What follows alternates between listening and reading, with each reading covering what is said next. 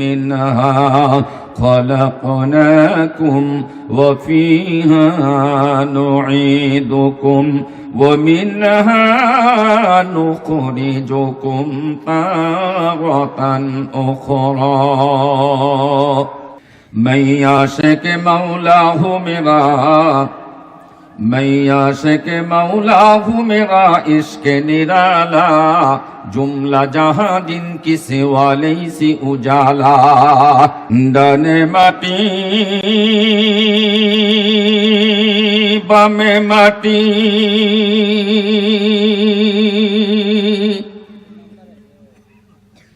নিচে মাটির বিছানা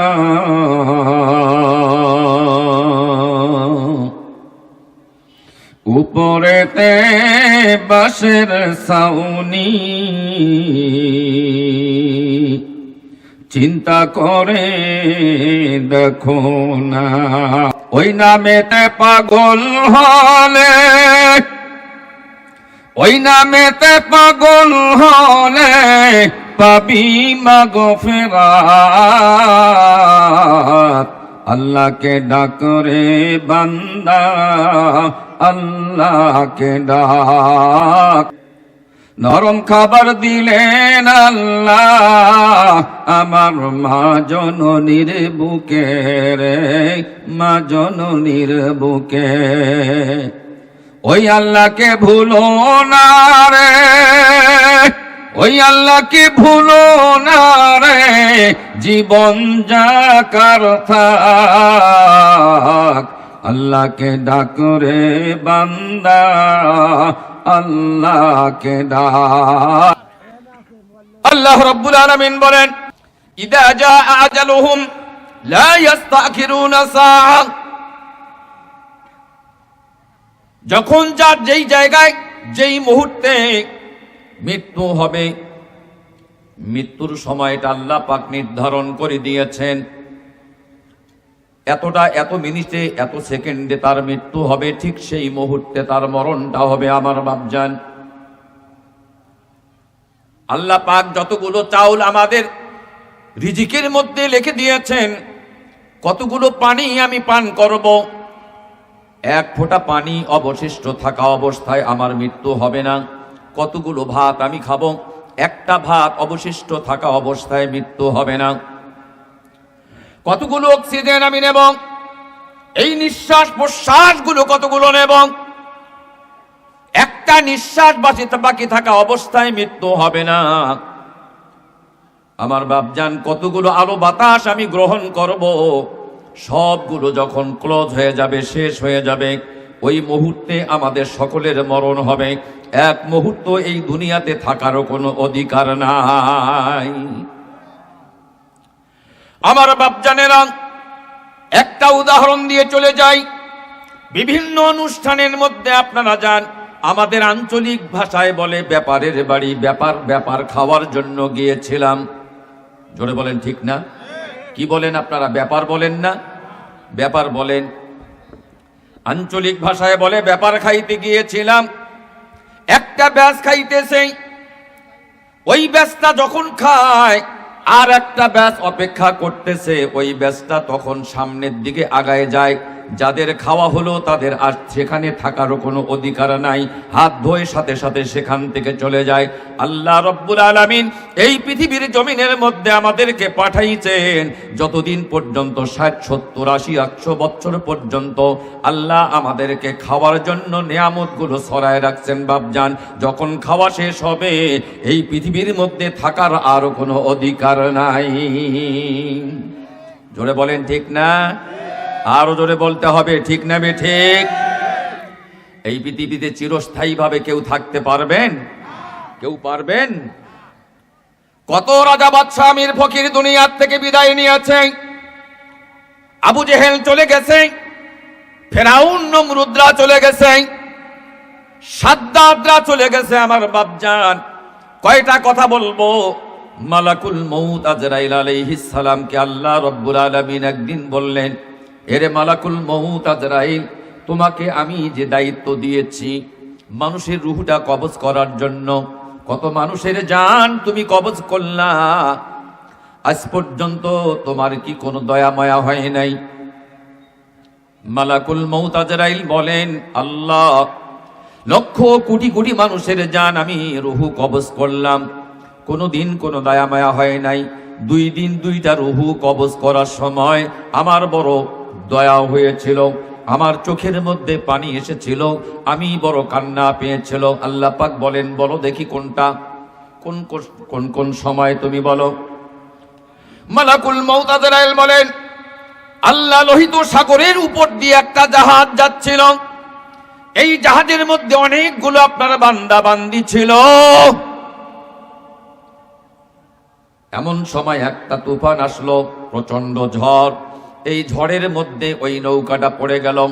জাহাজটা যখন পড়ে গেল, ঝড়ের মধ্যে প্রচন্ড ঝড়ের মধ্যে এই জাহাজটা খান খান হয়ে ভেঙে যাচ্ছে, মানুষগুলো সাগরের মধ্যে পড়ে যাচ্ছে। এমন সময় এক প্রসূতি মা, গর্ভধারিণী মা, সেই জাহাজের মধ্যে প্রচন্ড আঘাতের মধ্যে তার প্রসব হয়ে যায়, তার ডেলিভারি হয়ে যায়, সন্তান প্রসব করে। এই সন্তানটা, মা তার সন্তানকে বাঁচানোর জন্য পানির মধ্যে হাবুডুবু খাচ্ছিল রে বাপজান। পানির মধ্যে যখন হাবুডুবু খায়, মা তার সন্তানকে বাঁচানোর জন্য হাজারো চেষ্টা করে, নিজে না খায়া সন্তানকে খাওয়ায়। জোরে বলেন ঠিক কিনা? ছোটবেলায় যখন হামাগুড়ি দিছিলাম, হামাগুড়ি দিয়ে মায়ের সামনে যখন মুখটা হা করে বাড়াইছিলাম, নিজের মুখের মধ্যে না দিয়ে ওই খাবারগুলো আমাদের মুখের মধ্যে তুলে দিয়েছিল কিনা?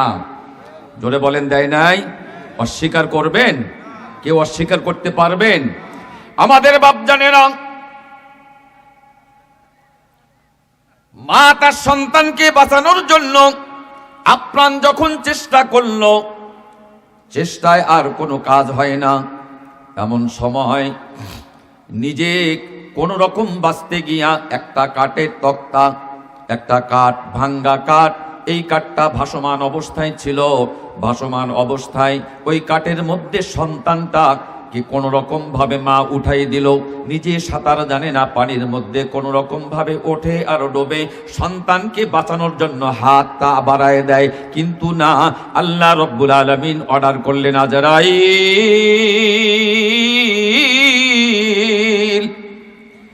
এ মালাকুল মউত আজরাইল, ওই মায়ের জানটা কবজ করে নিয়ে আয়। আল্লাহ আপনি যখন আমাকে অর্ডার করলেন ওই মায়ের জানটা কবজ করার জন্য, তখন ওই বাচ্চাটার মুখের দিকে তাকায়া মায়ের জানটা যখন আমি কবজ করি, তখন আমার বড় মায়া হয়। প্রচন্ড মায়া হয়েছিল। আর কখন? আল্লাহ আপনার এক বান্দা বিশাল একটা বালাখানা বানাইছে, 18,000 কক্ষ বিশিষ্ট একটা বালাখানা, এত বড় দামি একটা বিল্ডিং বানাইছে। এই দামি বিল্ডিংটা সারা পৃথিবীর সোনা রূপা, মানিক মুক্তা হীরা কাঞ্চন এগুলো অনেক কিছু নিয়ে সেখানে এই বিল্ডিংটা বানাইছে। 18,000 কক্ষ বিশিষ্ট একটা দামি সেখানে বালাখানা বানাইছে। এই বালাখানা ওপেন করবে, ফিতা কাটবে, সেখানে গেল ঘোড়ার পিঠের মধ্যে এক পা আর এক পা মাটির মধ্যে রাখছে। আল্লাহ আপনি অর্ডার করলেন ওই লোকটার জানটা তুমি কবজ করে নিয়ে আসো। ওই বিল্ডিং এর দিকে তাকায়া, লোকটার দিকে তাকায়া, মাথার মধ্যে একটা রাজমুকুট পরা ছিল, লোকটার মুখের দিকে তাকায়া আমার বড় মায়া হয়েছিল। এত কষ্ট করিয়া 26 বছর পর্যন্ত 26,000 কর্মচারী কাজ করেছে, তারপরে এই বিল্ডিংটা তৈরি হয়েছে।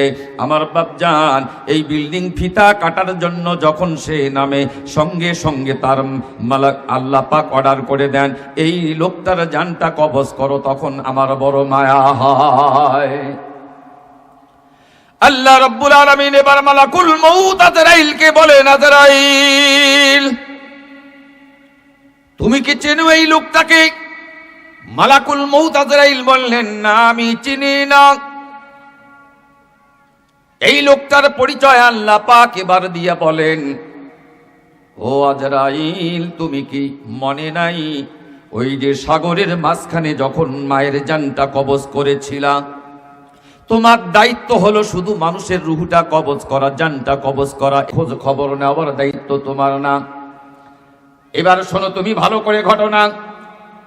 ওই যে শিশুটা তত্ত্বের উপরে ভাসমান ছিল, এই ভাসমান শিশুটাকে আমি আল্লাহ ভাসাইতে ভাসাইতে সাগরের কিনারের মধ্যে নিয়ে গেলাম। সাগরের কিনারের মধ্যে নিয়ে যায় জঙ্গলের মধ্যে একটা বাঘনি ছিল, ওই বাঘনির বাচ্চা মারা যায়। ওই বাঘনি দুধ পান করাবে এমন কোন সন্তান পায় না, ওই বাঘনি বাচ্চাটাকে নিয়ে যায় নিজের সন্তানের মতো দুধ পান করায়। 13 মাস পর্যন্ত বাঘের দুধ আমি খাওয়াইলাম। ওইদিকে এক ধোপা ছিল, এই ধোপার কোনো ছেলে সন্তান ছিল না। হঠাৎ করে সেখানে জঙ্গলের ভিতরে বাচ্চার কান্নার আওয়াজ ধোপায় শুনতে পায়। ফুটফুটে সন্তানকে দেখে ওই ধোপা এইবার ওই বাচ্চাটাকে ডানে বামে তাকাইলো, কোনো মানুষ নাই। ওই বাচ্চাটাকে নিয়ে ধোপার বাড়িতে আমি পৌঁছে দিলাম। ধোপার বাড়ির মধ্যে আমি 14 বছর বয়স পর্যন্ত রাখলাম। 14 বছর পর্যন্ত রাখিয়া ওই পথে ওই রাজার একটা বাহিনী যাচ্ছিল, আর আমি রাজ দরবারের মধ্যে পৌঁছিয়ে দিলাম, রাজার বাড়ির মধ্যে পৌঁছিয়ে দিলাম। রাজার কোনো সন্তান আদি ছিল না, তখন সে যুবরাজ হয়ে গেল। আস্তে আস্তে আমি তাকে রাজত্বের মালিক বানায় দিলাম। সুবহানাল্লাহ বললেন না? আরো জোরে বলেন। সমস্ত ক্ষমতার মালিক বানায় দিলাম। এত কিছু আমি তাকে করলাম। সাগর থেকে ভাসায় নিয়ে বাঘের দুধ খাওয়াইয়া ধোপার বাড়ি থেকে রাজ দরবারে আনিয়া রাজ সিংহাসনের মধ্যে বসাই দিলাম। রাজ সিংহাসনে বসার পর ওই বান্দাকে আমি আল্লাহ পয়গম্বর পাঠাইলাম। আমার পয়গম্বর গিয়ে আমার কালেমার দাওয়াত দিল, আমার ইবাদতের জন্য দাওয়াত দিল। আমি আল্লাহকে সে চেনে না, আমার পরিবর্তে সে নিজে নিজে বালাখানা জান্নাত বানাইছে। ওই জান্নাতে ঢুকতে আমি দেব না। মিনহা খলাকনাকুম, পড়েন, মিনহা খলাকনাকুম ওয়া ফিহা নুঈদুকুম ওয়া মিনহা নুখরিজুকুম তারাতান উখরা। আল্লাহর কথা ঠিক না বেঠিক? জোরে জোরে বলেন তো, আল্লাহর কথা ঠিক না বেঠিক? সিররে মান আজ নালায়ে মান দুররে নিচ মানসে গুয়েম দরজাহা এক গোশে নিচ গোশে গুলবাং জুমলা হাওয়া হামদে মাত গোশে দেলে নসলে ইনসা মাকসুসাস। জোরে জোরে বলেন মারহাবা। একটু জিকির করেন, লা ইলাহা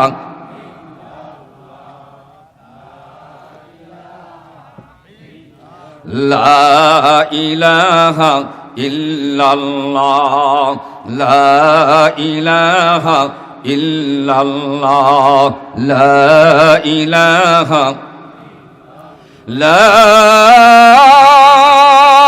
ইলাহা ইল্লাল্লাহ মুহাম্মাদুর রাসূলুল্লাহ। এই লোকটাই হলো সাদ্দাত বাদশা। ওই লোকটার নাম কি? আমার বাপজানেরা কয়েকটা কথা বলবো। আল্লাহর কালাম পড়তে গিয়ে সারা পৃথিবীর 4 জন বাদশা ছিলেন। সারা পৃথিবী শাসন করেছিল 4 জন বাদশা। 4 জনের মধ্যে হলো 2 জন কাফের আর 2 জন ইমানদার মুসলমান। 2 জন কাফেরের একজন হলো ফেরাউন আর একজন হলো বক্তে নসর। কি নাম? ফেরাউন আর কে? বক্তে নসর। 2 জন ইমানদারের মধ্যে হলো 1 নম্বরে নবী সুলাইমান আলাইহিস সালাম, 2 নম্বরে হলো বাদশাহ জুলকারনাইন। জোরে বলেন সুবহানাল্লাহ। বাদশাহ জুলকারনাইন সারা পৃথিবীর শাসক ছিলেন, সারা পৃথিবী তিনি শাসন করেছেন। এই জুলকারনাইন বাদশাহ আল্লাহর কালাম পড়তেছিলেন। আল্লাহর কালাম পড়তে গিয়ে হঠাৎ করে তার চোখের মধ্যে পড়ে যায় আল্লাহর কালামের আয়াত, কুলিল্লাহুম্মা মালিকাল মুলকি তুতিল মুলকা মান তাশা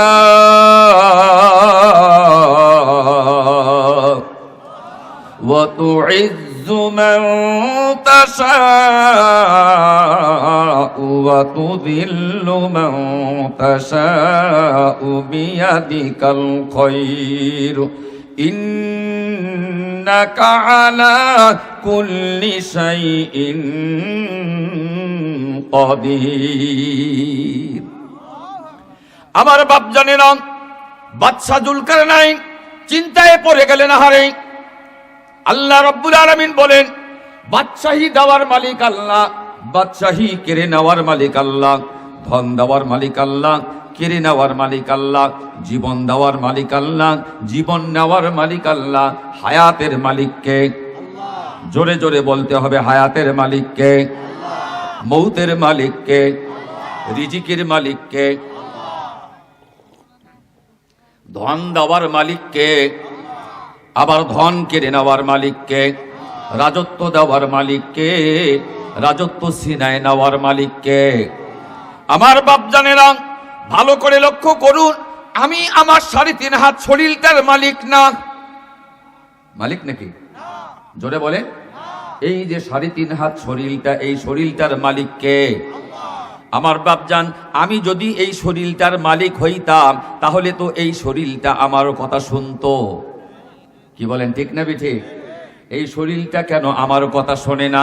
শোনে তো আর একজনের কথা। কার কথা শোনে? আল্লাহর কথা শোনে। আবার জোরে বলেন, কার কথা শোনে? এই শরীরটা আমার কথা কেন শোনে না?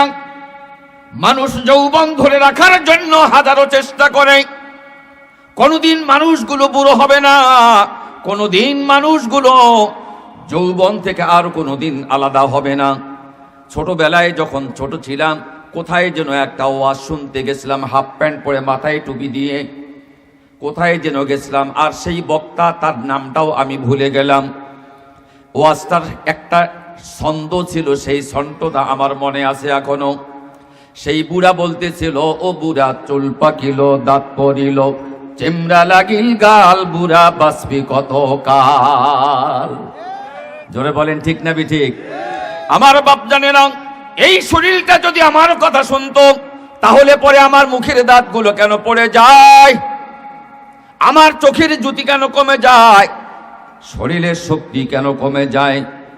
আহারে, কোমরটা বাঁকা হয়ে যায়, সমস্ত শক্তিগুলো কমে যায়, মাথার চুলগুলো সাদা হয়ে যায়, মুখের দাড়িগুলো সাদা হয়ে যায়, দাঁতগুলো পড়ে যাওয়ার পর গালগুলো চেমড়া লাগে। এরপরে আর ওই মানুষটা এক পর্যায়ে গিয়ে চোখের পুরুগুলো পর্যন্ত সাদা হয়ে যায়। এই মানুষটা একেবারে অসহায় হয়ে যায়। এই মানুষটা শেষ পর্যন্ত লাঠির উপরে ভর করে চলে। আল্লাহ রাব্বুল আলামিন কোরআনুল কারীমের এক জায়গায় বলেন, ওমান নুআম্মিরুহু নুনাক্কিসুহু ফিল খালকি আফালা তাআকিলুন আফালা ইয়াকিলুন। ও দুনিয়ার মানুষেরা, যৌবনের পরিবর্তন বার্ধক্য দ্বারা দিয়ে থাকি, এটাও কি তোমরা বোঝো না? কার কথা? কার কথা? আল্লাহর কথা। সুতরাং এই শরীরটা আমার কথা শোনে না, এই শরীরের মালিকের কথা শোনে। কার কথা শোনে? সবাই তো আল্লাহর কথা শোনে, শুনি না শুধু আমি। জোরে বলেন, ঠিক না ঠিক? আমার বাপজানেরা, ঘুম থেকে যখন আমরা উঠি, এই হাত আল্লাহর কাছে পারমিশন চাই। এই ছেলেরা সামনে এত ডিস্টার্ব করতেছো কেন? শুনলে শুনবা, না শুনলে একবারে পিছনে চলে যাবা। আমি এটা কোনোদিন বরদাস্ত করি না। যাদের মন চাই শুনবেন, না চাইলে একবারে উঠে চলে যাবেন। অসুবিধা হচ্ছে আপনাদের? কোনো অসুবিধা নাই। আচ্ছা, আমি আর কিছুক্ষণ কথা বলি। আপনারা এই কথার উপরে আপনারা কারা কারা একমত একটু হাত তুলে দেখান তো দেখি।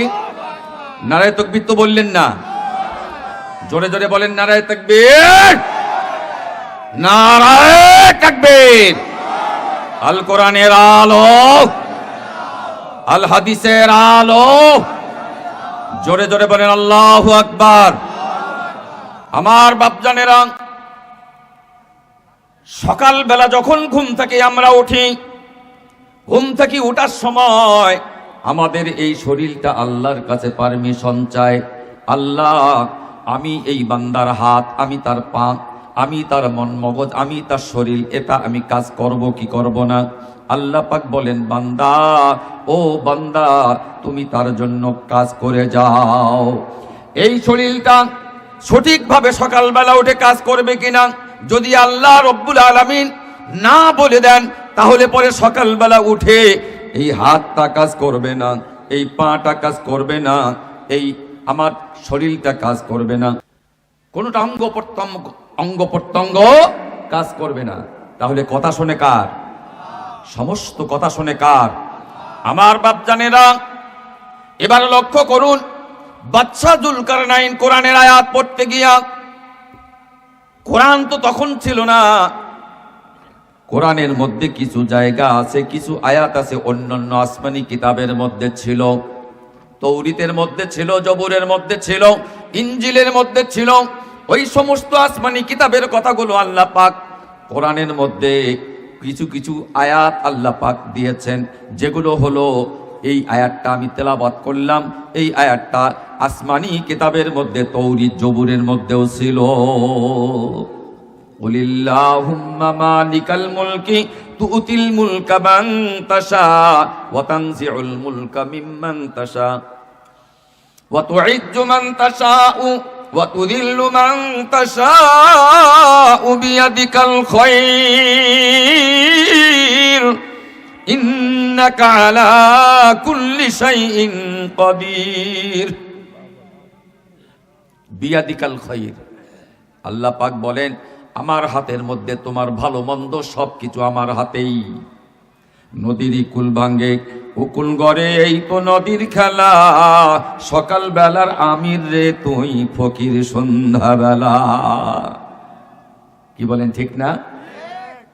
নদীর ইকুল করে, নদীর ইকুল ভাঙ্গে উকুল গড়ে, এই তো নদীর খেলা, সকাল বেলার আমির রে তুই ফকির সন্ধ্যাবেলা।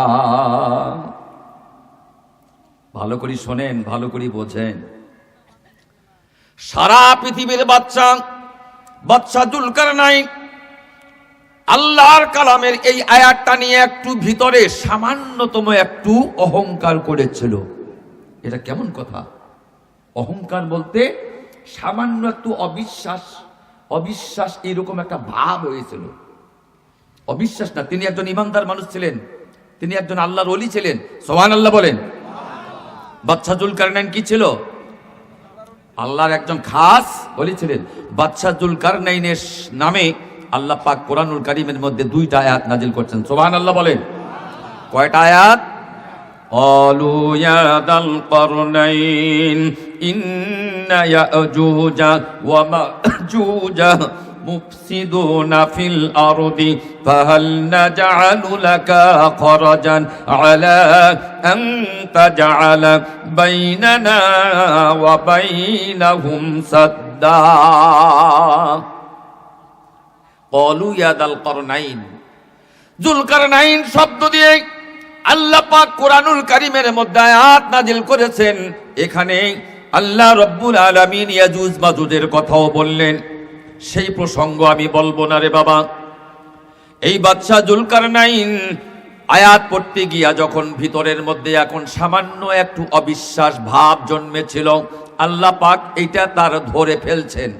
দিলের মধ্যে সামান্যতম একটু ভাব উদয় হয়েছিল। ক্ষমতার একটা দাপট আছে না? বলেন আছে না নাই? গরম একটা আলাদা না? টাকা পকেটে থাকলে গরম বেশি না? কি বলেন, ঠিক না ঠিক? আরে যখন টকবগা যুবক, সেই যুবকদের গরমটা তো আরো বেশি, না কি বলেন? এই যে মাঘ মাসিয়া শীত, ওরা বুকের বোতাম খুলে দিয়ে বেড়ায়, হ্যাঁ ঠিক না? মানে এটা হলো যৌবনের গরম, অনেকের টাকার গরম, অনেকের ক্ষমতার গরম। আহারে কি দাপট রে! 2বার পাতলা পায়খানা করলে কোন মাস্তানি কোন দিক দিয়ে ঢুকে যায়, কি বলেন ঠিক না? সব মাস্তানি শেষ হয়ে যায়। আল্লাহ আল্লাহ তখন করে, আল্লাহ জীবনটা বাঁচা। কেন এখন আল্লাহকে কেন ডাকিস? মাস্তানি।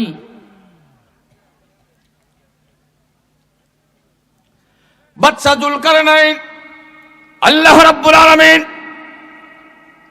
এই বিষয়টাকে ধরে ফেললেন।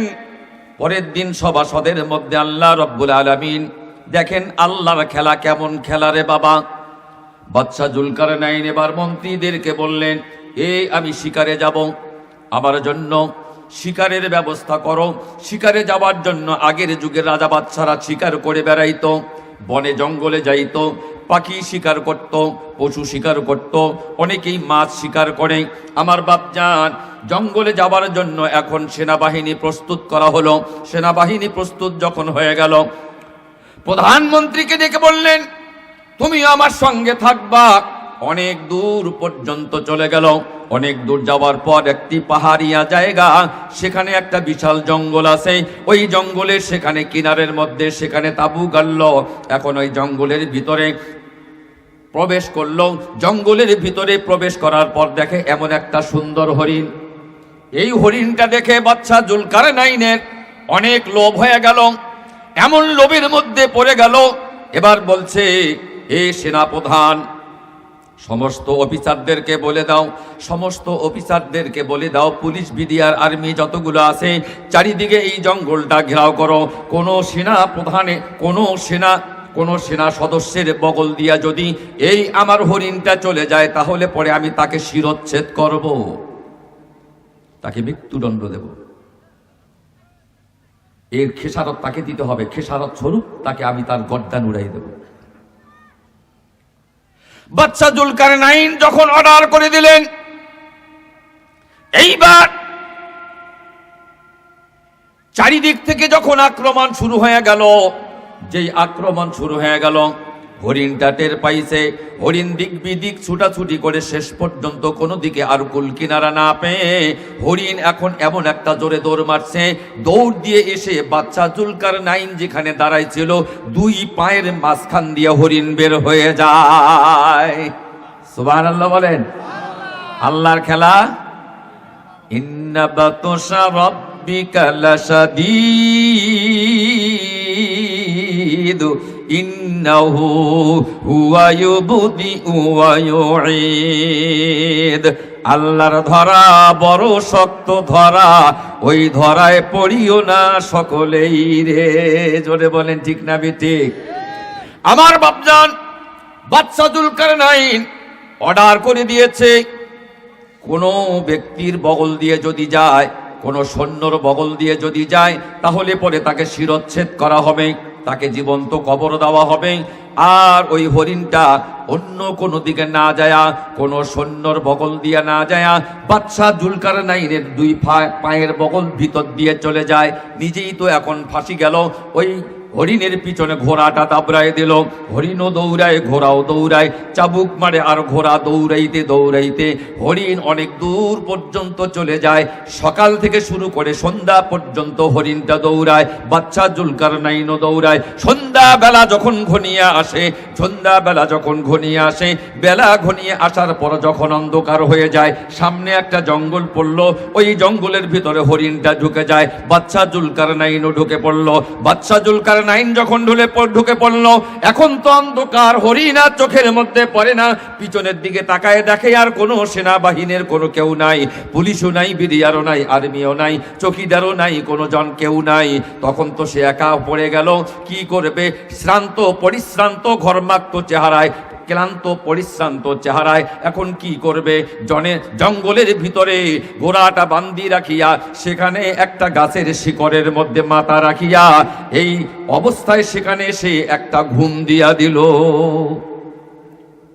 নিজের দেশ ছাড়িয়া অন্য দেশের মধ্যে চলে গেছে, বর্ডার ক্রস করে অন্য দেশের মধ্যে চলে গেছে, এটা কোনো হুঁশ নাই। এটা তারই আন্ডারে, তারই অধীনে খণ্ড রাজার একটা অংশ ছিল। প্রাদেশিক প্রদেশ থাকে না, দেশের বিভিন্ন জায়গায় প্রদেশ থাকে না, সেই একটা প্রদেশের মধ্যে তৎকালীন সময়ে তো আর এইরকম মিডিয়া ছিল না যে আজকাল যারা রাষ্ট্রপ্রধান তাদেরকে চেনা যায়, দেখা যায়, ছবি দেখা যায়, কি বলেন, ভিডিও কলে দেখা যায়, ইত্যাদি ইত্যাদি, এরকম দেখা যায় না, টেলিভিশনে দেখা যায়। কিন্তু তৎকালীন সময়ে তো এইরকম আপনার কোনো আধুনিকতা ছিল না। সুতরাং এটা তো একজন আর একজনকে চেনে না। ঘটনাটা এরকম ঘটলো, সংক্ষেপে বলি যাই, যে সেখানে সে ঘুমিয়ে পড়ছে। ঘুমিয়ে পড়ার পর ওই দিকে যে রাজার বাড়ি, সেই রাজ দরবারের মধ্যে আগের যুগে তো চুরি ডাকাতি হতো না, কি বলেন? চুরি ডাকাতি হতো না? কি বলেন, ডাকাতি হইতো না? এখন আর হয় না, না এখনো হয়? আরে আগের মতো আর এখন হয় না। আগে তো সিটি দিয়ে ডাকাতি হতো, মনে নাই আপনাদের এগুলা?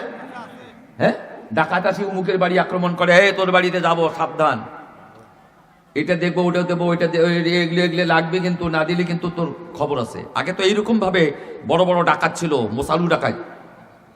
কি বলেন, ঠিক না?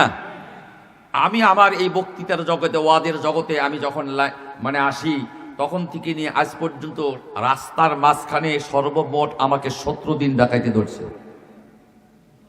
এই বড় বড় রামদা ছুরি নিয়ে আমাকে, রিভলভার নিয়ে আমাকে ধরছিল 17 দিন। যাই হোক, 17 দিনের মধ্যে একদিনও আমার একটা চুল পরিমাণ কেউ ক্ষতি করতে পারে নাই। আল্লাহর শুকুর, আলহামদুলিল্লাহ। বরং একদিন এক ডাকাতে আমাকে চা খাওয়াইছে, সুবহানাল্লাহ বলেন। শেষ পর্যন্ত আমার সাথে কথাবার্তা হইতে হইতে শেষ পর্যন্ত সে আমার ভক্ত হয়ে গেল, আমাকে চা খাওয়াইল। যাক, ওগুলা বাদ দিলাম। এখন ওই রাজ্যের ওই রাজার বাড়ি রাত্রিবেলায় ডাকাতি হয়। তা আগের যুগে যখন চোরেরা চুরি করত, শিং কাটিয়া চুরি করত, তারপরে ডাকাতি করত, এইরকম একটা অবস্থা ছিল। তা রাত্রে যখন ডাকাতি হয়, ডাকাতের পর রাজ দরবার ডাকাতি করছে, সোনা দানা, টাকা পয়সা, হীরা মানিক মুক্তা যা ছিল এগুলো নিয়ে তারা বস্তা ভর্তি করে আসছে। কিন্তু বাড়ির যে দারোয়ান, পুলিশ, রাজা, এরাও টের পাইছে। পুলিশ পিছনে পিছনে ধাওয়া করছে, ডাকাতের পিছনে ধাওয়া করছে।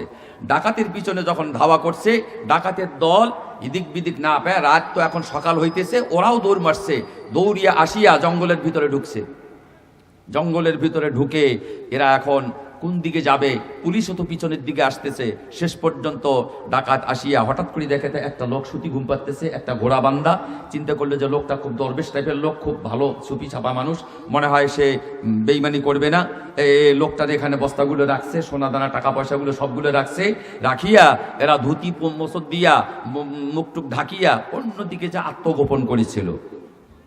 এরই মধ্যে ওই রাজার পুলিশ আসিয়া জঙ্গলের ভিতরে ঢুকে দেখে তা কেউ নাই, একটা ঘোড়া বান্ধা, সামনে কতগুলো বস্তা, সোনা দানা টাকা পয়সা, সবগুলো বস্তার মুখ খুলে দেখে সর্বনাশ, আমাদের রাজদরবার ডাকাতি করে নিয়ে আসিয়া বেটা এখন ঘোড়া বান্ধি থুয়ে তুমি আরামে ঘুম পাচ্তেছ। একেবারে ধরিয়া, কলা ধরিয়া একেবারে তুলিয়া পাছার মধ্যে মার চাবুক। কাকে চাবুক মারলো? হ্যাঁ, কাকে চাবুক মারলো? জোরে বুঝে থাকলে, না বুঝে থাকলে বলেন। এই চাবুকটা কে কাকে মারলো? অন্য রাজার রাজদরবারের পুলিশ বাদশাহ জুলকারনাইনকে চাবুক মারলো। কলার ধরিয়া হ্যাসকা টান মারিয়া পাছার মধ্যে কয়েকটা বাড়ি দিয়া ঘোড়াটা নিয়ে এইবার টাকা পয়সা সবগুলো নিয়ে পিটাইতে পিটাইতে রাজদরবারের মধ্যে নিয়ে যায়। রাজদরবারে নিয়ে যায় এইবার রাজাকে বলে, স্যার, হাতে নাতে সবগুলো আমরা ধরে নিয়ে আসলাম, এই যে দেখুন বেটা ডাকাত। আরো তাকে রিমান্ডের মধ্যে নেওয়া হলো।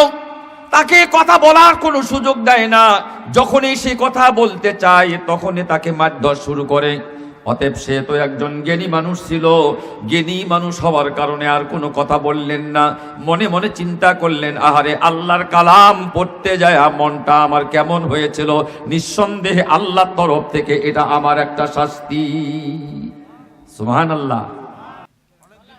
বাদশা জুলকারনাইন কথা বলতে চায় কিন্তু কথা বলতে দেয় না। রিমান্ডের মধ্যে নিল, তাকে জেলখানার মধ্যে পাঠায় দিল। জেলখানার মধ্যে রাখা হলো। এখন তাকে একটা করে রুটি দেয় আর চাবুক মারে।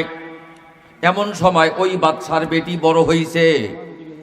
বেটি যখন বড় হইছে, বেটিকে এখন শিক্ষা দীক্ষা দেওয়ার জন্য মানুষের দরকার, শিক্ষিত মানুষের দরকার, টিউশনি মাস্টারের দরকার। মন্ত্রী সবার মধ্যে বলল, দেখো তো দেখি আমার দেশের মধ্যে কোনো শিক্ষিত যুবক পাওয়া যায় নাকি, বেটিকে একটু শিক্ষা দীক্ষা দেব। তার আগে বাদশা জুলকারনাইনকে মাঝখানে একটা কথা, সেটা হলো এই, ওই যে তার শাস্তি এখনো শেষ হয় নাই, তাকে জেলখানার থেকে বের করে ওই রাস্তা চৌরাস্তার মোড়ের মধ্যে একটা ভাঙ্গা থালি হাতের মধ্যে দিছে, যে তুই ডাকাতি না করে রাস্তার মধ্যে ভিক্ষা করবি আর মানুষকে বলবি চুরি করলে এইরকম শাস্তি হয়, ডাকাতি করলে এইরকম শাস্তি হয়। ভাঙ্গা থালি নিয়ে সারাদিন তুই ভিক্ষা করবি আর সন্ধ্যের সময় নিয়ে আসি টাকাগুলো রাজদরবারে জমা দিবি, আবার রাত্রিবেলা যা জেলখানা ঢুকবি। তখন এইরকম ভাঙ্গা থালি নিয়ে ভিক্ষা করে আর কয় চুরি করলে এইরকম হয়। বেশি গরম দেখাইলে নদীর কুল ভাঙ্গে ও কুল গড়ে, এই তো নদীর খেলা। সকাল বেলার আমি রে তুই ফকির সন্ধ্যা বেলা। কত রাজা বাদশা, কত আমির, কত গরম, কত কিছু দুনিয়ার থেকে বিদায় নিয়ে গেছে। এই জিনিসগুলো আমাদের দেশের জনগণ বুঝলো না, আমাদের দেশের শাসকরাও বুঝলো না। জোরে বলেন ঠিক কিনা? শুধু ক্ষমতার দাপট দেখাইলে চলবে না, ক্ষমতা চিরকাল থাকে না, ক্ষমতা চিরকাল থাকে না। যার জাজল্য প্রমাণ আপনারাই দেখলেন। জোরে বলেন সুবহানাল্লাহ। আমার বাপ জানে না, বাদশা জুলকারনাইনকে জেলখানা থেকে বের করা হলো। জেলখানা থেকে বের করে রাজ দরবারের মধ্যে নিয়ে যাওয়া হলো, রাজার সামনে উপস্থাপন করা হলো। বলা হলো এখন তোমার চাকরি হলো রাজার বেদিকে তুমি পড়াবা। রাজার বেদিকে পড়ায় আর ওই মাঝে মাঝে আল্লাহর কালাম তেলাওয়াত করে। কুলিল্লাহুম্মা মালিকাল মুলকি তুতিল মুলকা মান তাশাউ ওয়া তুইজ্জু মান তাশাউ ওয়া তুযিল্লু মান তাশাউ বিয়াদিকাল খায়র ইন্নাকা আলা কুল্লি শাইইন কাদির। এই আয়াত শোনা মাত্র ওই মেয়েটার ভিতরে আল্লাহর কালামের আসর পড়ে যায়। মেয়েটার বাবাকে ইনফরমেশন করেন, বাবা এই লোকটা আমার মনে হয় চোর না, এই লোকটা আমার মনে হয় শিক্ষিত লোক, তুমি ভালোভাবে এই লোকটাকে একটু তালাশ করো। তখন এই লোকটাকে জানার জন্য রাজ দরবারের মধ্যে তাকে হাজির করা হয়। তখন বাদশাহ তাকে জিজ্ঞেস করে তুমি কি আসলে চোর নাকি? এইবার চোখের পানিগুলো ছেড়ে দিয়ে বাদশাহ জুলকারনাইন সেই বাদশাকে বলে তুমি না জানো না আমার নাম জুলকারনাইন, সারা পৃথিবী আমি শাসন করি। আল্লাহর কালাম পড়তে গিয়ে নিজের ভিতরের মধ্যে একবার অহংকার আমার ঢুকে পড়েছিল। আল্লাহ পাক সাথে সাথে আমাকে শাস্তি দিতে গিয়ে ওই সেই আমি জঙ্গলের ভিতরে আমি হরিণ শিকার করতে গিয়ে এই দুরবস্থার মধ্যে পড়ে গেলাম। যেই মাত্র জুলকারনাইন শব্দটা ব্যবহার করেছে সঙ্গে সঙ্গে রাজ সিংহাসন থেকে নেমে ওই লোকটা ওই রাজা, খণ্ড রাজার খণ্ড রাজ্যের খণ্ড রাজা সেলুট দিয়ে এইবার বলছে জাহাপানা আমার বড় ভুল হয়েছে, আপনাকে আমি শাস্তি দিয়েছি, আপনাকে আমি জেল খাটাইছি, আপনাকে আমি অনেক টর্চারিং করছি, আমাকে মাফ করে দিবেন। পায়ের মধ্যে পড়ে গেল। শুধু এখানেই শেষ নয়, নিজের মেয়েকে দিয়ে বিবাহ দিল। বিবাহ দিয়ে এইবার রাজ মুকুট কপালের মধ্যে মাথার মধ্যে পরাই দিয়া, রাজ মুকুট পরাই দিয়ে এইবার লাল কার্পেট সংবর্ধনা দিতে দিতে তার রাজ দরবারের মধ্যে পৌঁছায়া দেন। নদীর কুল ভাঙ্গি ও কুল গড়ে, এই তো নদীর খেলা। সকাল বেলার আমির রে তুই ফকির সন্ধ্যা বেলা। আমার বাপ জানে না, হাতে আমার সময় নাই, সুদূর বরিশাল বরগুনা থেকে আল্লাহর একজন ওলি এসেছেন, মেহমান এসেছেন, তার জবান থেকে ভালো ভালো কথাগুলো শুনবেন। আমি আর আপনাদেরকে ঘটনা বলতাম। পারস্য সম্রাট